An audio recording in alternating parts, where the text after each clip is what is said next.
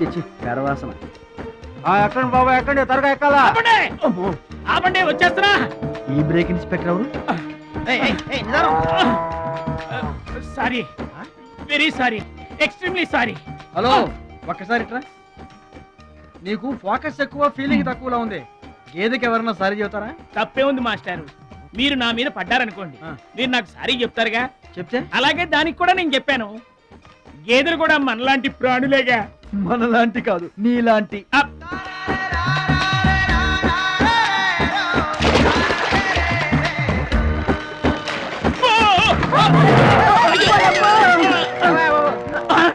అమ్మో, చిమ్మైపోను.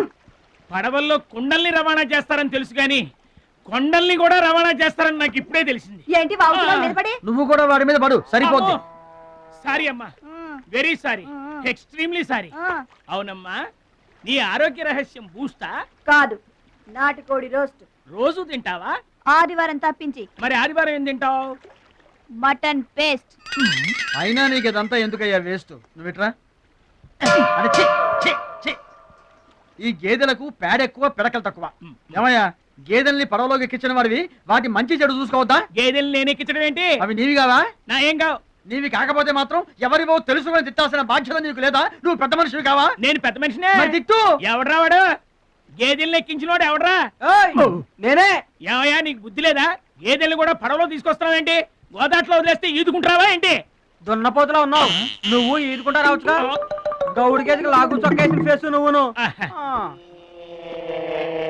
మాస్టారు, అయ్యా, గేదెలు ఎవరివని మీరే అడగచ్చుగా, నన్ను ఎందుకు అడగమండం? అడచి ఆ అడిగి మరీ ఎవరు తిట్టించుకుంటారు చండాలంగా. I see.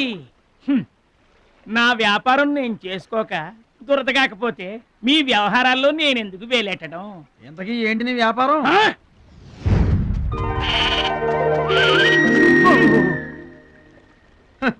నీకు బిల్డప్ ఎక్కువ, బిల్డింగ్ తక్కువ.